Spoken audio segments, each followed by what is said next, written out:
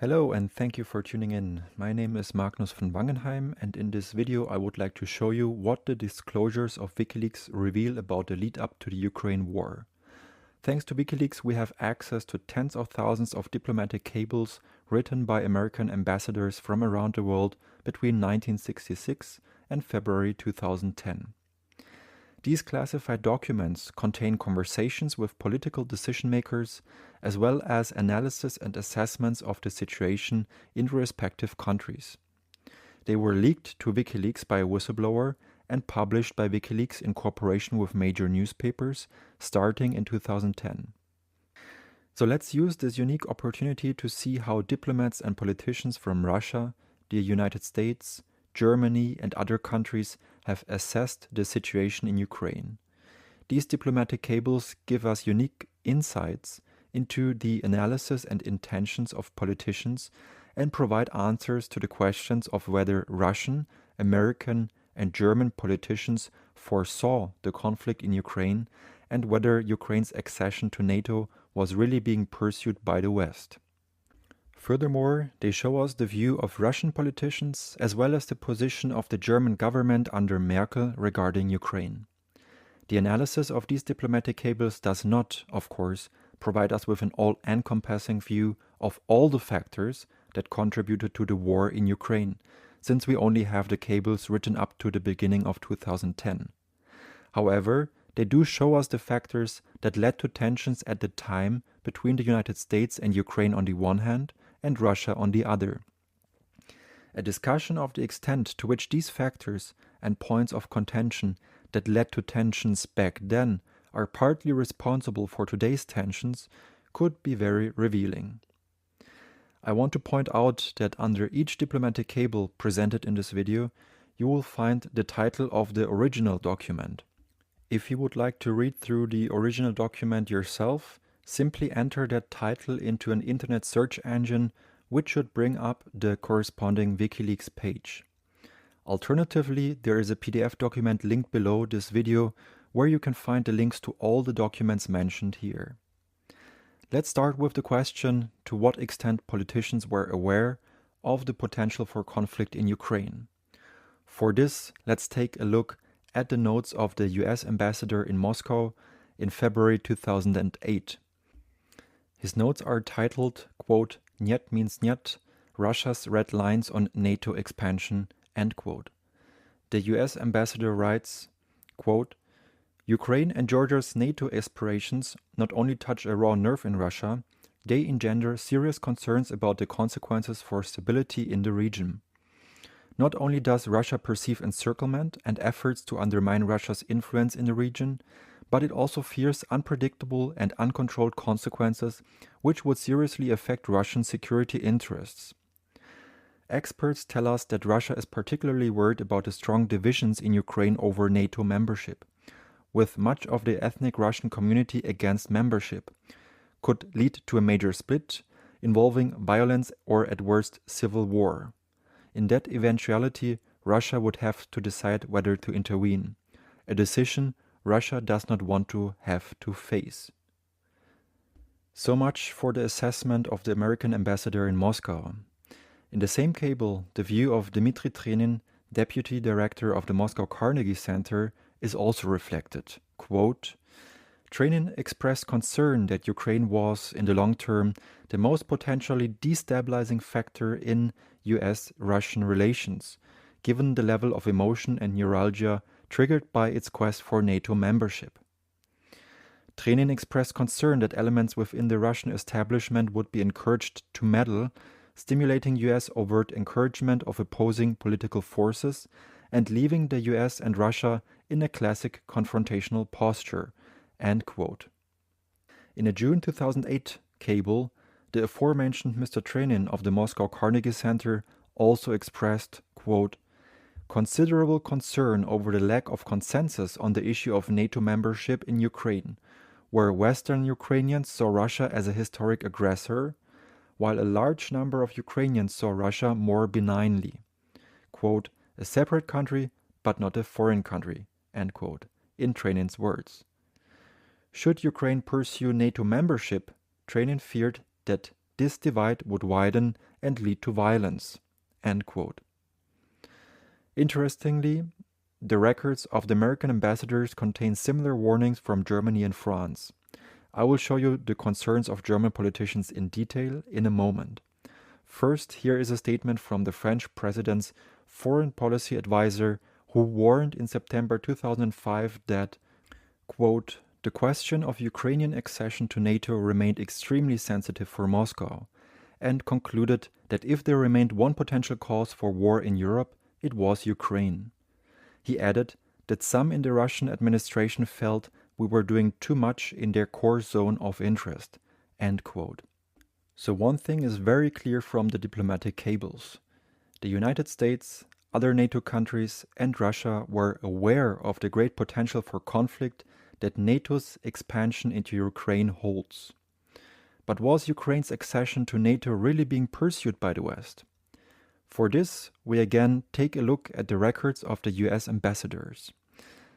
That the United States were seeking NATO expansion into Ukraine is made most clear in a September 2009 cable from the US ambassador in Kiev, which, under the heading, quote, "The Way Forward," end quote, states that analysts consider the following point essential, quote, "Pursue Western integration and NATO enlargement deliberately but quietly. There is no prospect of rapid movement on this front, and we can agree to firmly disagree with the government of Russia while continuing our efforts to promote Ukraine's integration with the West." End quote. Let us now see how this attempt to integrate Ukraine into NATO was perceived in Russia. In a February 2008 cable, the US ambassador notes, quote, "Foreign Minister Lavrov and other senior officials have reiterated strong opposition, stressing that Russia would view further eastward expansion as a potential military threat. NATO enlargement, particularly to Ukraine, remains an emotional and neuralgic issue for Russia, but strategic policy considerations also underlie strong opposition to NATO membership for Ukraine and Georgia. In Ukraine, these include fears that the issue could potentially split the country in two, leading to violence or even, some claim, civil war." End quote.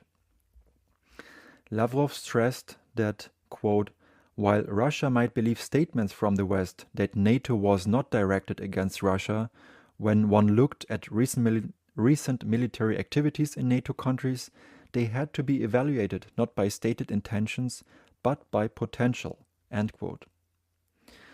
Let's look at another statement from the Russian side, this time from Grigory Karasin, the Russian deputy foreign minister, who asserted in March 2008, quote, "that the United States and NATO had to choose what kind of Russia it wanted to deal with.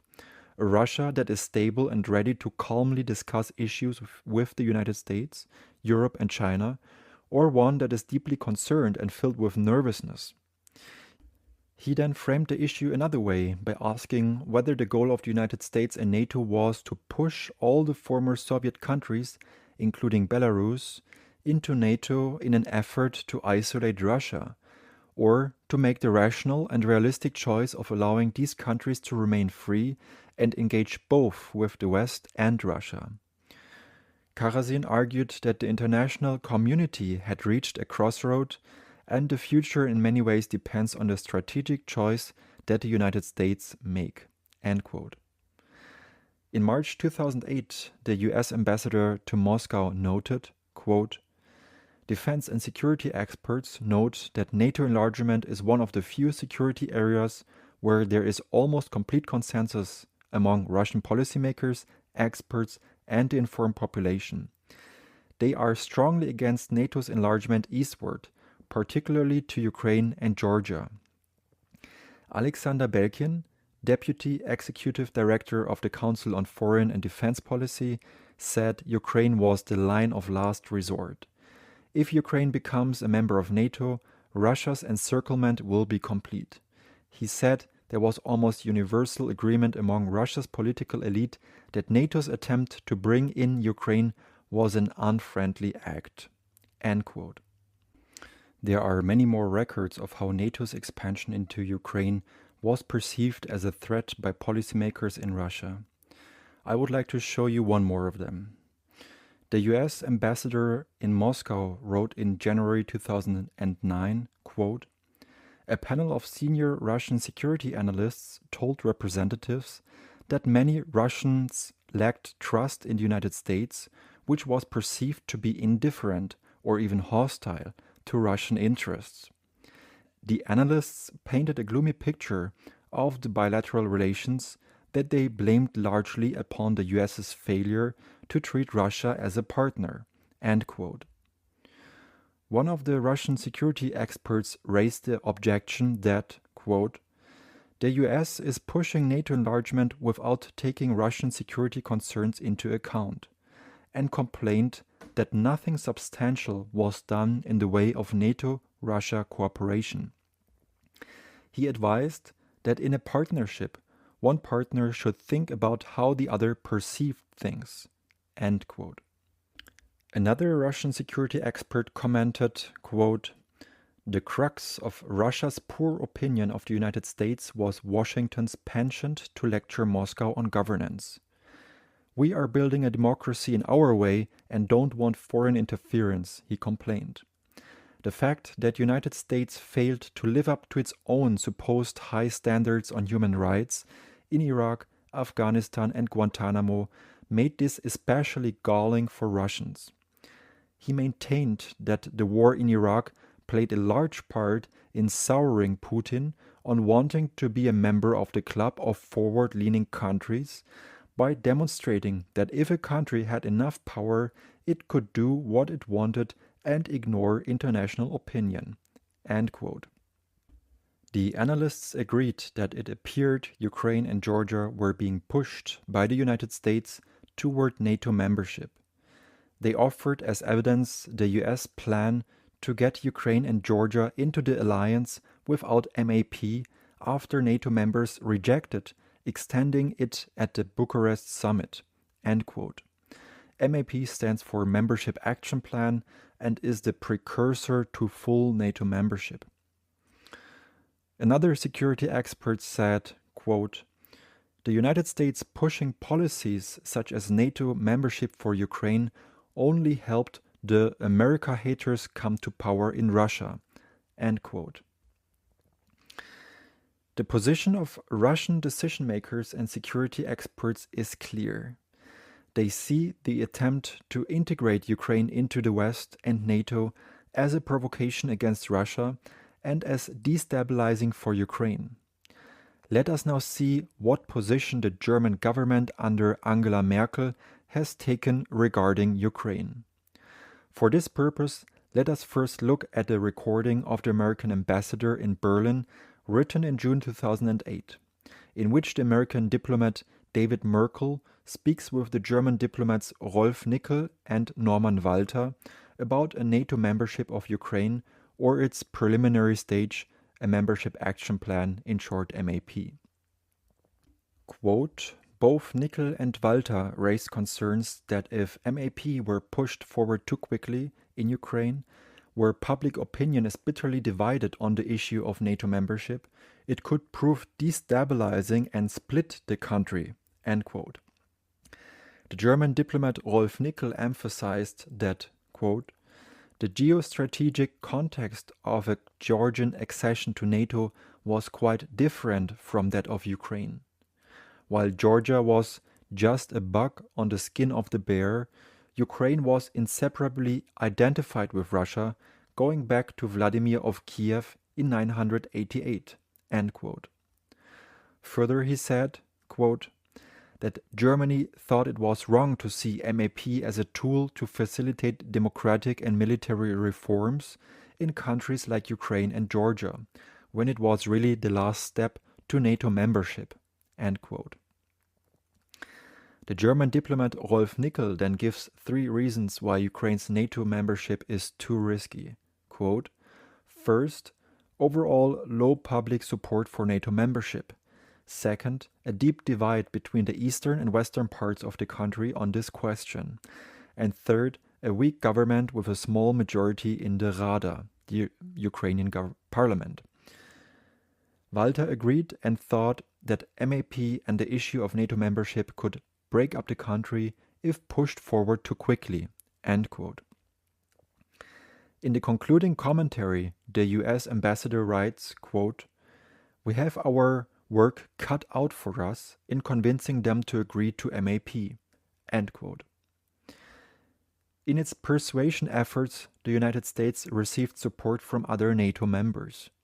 This can be seen, among other things, in a cable from June 2008.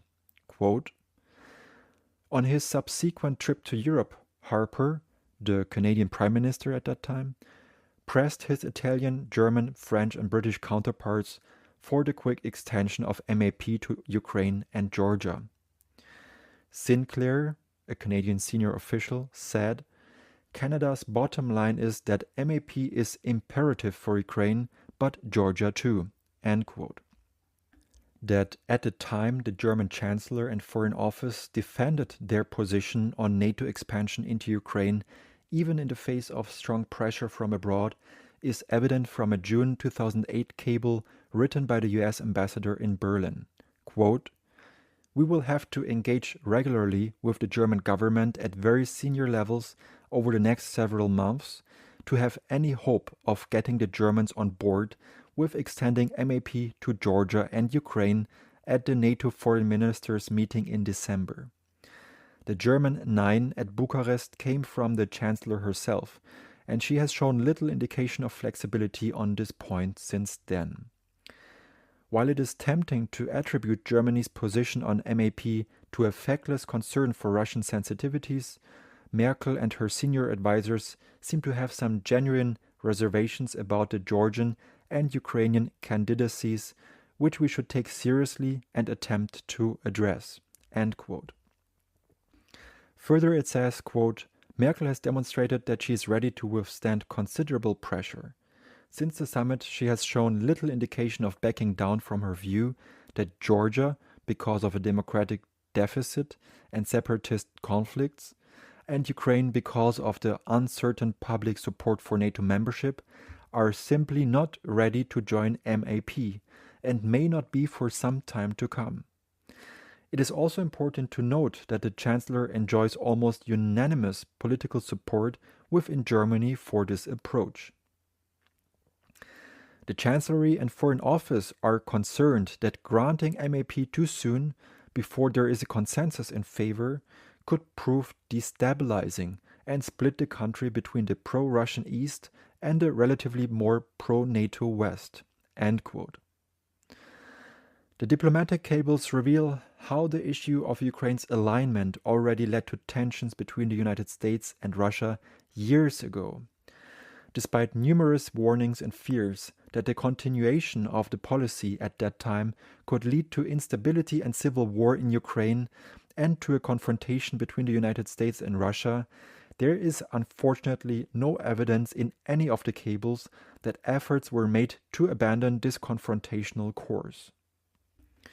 The original documents shown in this video are only available to us thanks to Julian Assange and WikiLeaks. Because of the publication of these documents, Julian Assange has been in pre-trial detention for almost 4 years now and is being held under the harshest prison conditions, at times even in solitary confinement in a high-security prison in London. He's being held there because the United States are demanding his extradition and a prison sentence of 175 years for these publications. The US indictment is based on the US Espionage Act and is sharply criticized because it criminalizes Julian Assange's journalistic activities and because this is the first time in history that US espionage law has been applied extraterritorially, that is, outside the United States. This sets a dangerous precedent that can be applied in court against other journalists around the world, which will deter many from publishing original documents from US agencies, intelligence services, and the military, even if those documents contain evidence of moral wrongdoing. Finally, a few closing words from Julian Assange himself. I thank you in advance for your attention and would be happy if you subscribe to us on Rumble, Telegram or YouTube and support our work with a donation. All men by nature desire to know. Aristotle, when he wrote this, was saying that the thing that makes human beings different from other creatures, the thing that defines us, is the pursuit and acquisition of knowledge. This is not just to say that we, human beings, are curious creatures. It is to say that our ability to think about and to act on the world around us is bound up with our ability to know it. To be alive as a human being is to know, in the same way as it is to have a heart that beats. We all understand this in mundane ways. We understand, for instance, that part of being a fully independent adult, making choices about life, is learning about the world around us and informing our choices with that learning. In the book of Proverbs, it says, "By wisdom a house is built, and through understanding it is established. Through knowledge its rooms are filled with rare and beautiful treasures." But there is something more to all of this. The very next saying in Proverbs is, "The wise are mightier than the strong." This is the earliest occurrence known to me of the now well-known idea. Knowledge is power. To keep a person ignorant is to place them in a cage. So it follows that the powerful, if they want to keep their power, will try to know as much about us as they can, and they will try to make sure that we know as little about them as is possible. I see this insight everywhere, both in religious writings, which promised emancipation from political repression, and in the revolutionary works promising liberation from the repressive dogmas of the church and the state. The powerful throughout history have understood this. The invention of the printing press was opposed by the old powers of Europe because it spelled the end of their control of knowledge, and therefore the end of their tenure as power brokers. The Protestant Reformation was not just a religious movement, but a political struggle. The fight to liberate hoarded knowledge through translation and dissemination. Through the confessional system, the Catholic Church spied upon the lives of its congregants. While Latin Mass excluded most people who could not speak Latin from an understanding of the very system of thought that bound them. Knowledge has always flowed upwards to bishops and kings, not down to serfs and slaves. The principle remains the same in the present era. Documents disclosed by NSA whistleblower Edward Snowden show that governments dare to aspire, through their intelligence agencies, to a godlike knowledge about each and every one of us. But at the same time, they hide their actions behind official secrecy. As our governments and corporations know more and more about us, we know less and less about them. The policy, as always, is to channel the decisive information upwards, never downwards. Today, remember that it is good to seek to empower the powerless through knowledge and to drag the machinations of the powerful into the daylight. We must be unapologetic about that most basic of humanities, the desire to know. The powerful would do well to remember the words of one of history's great activists, as recorded in the book of Matthew. There is nothing concealed that will not be disclosed, or hidden that will not be made known. What you have said in the dark will be heard in the daylight, and what you have whispered in the ear, in the inner rooms, will be proclaimed at last from rooftop to rooftop.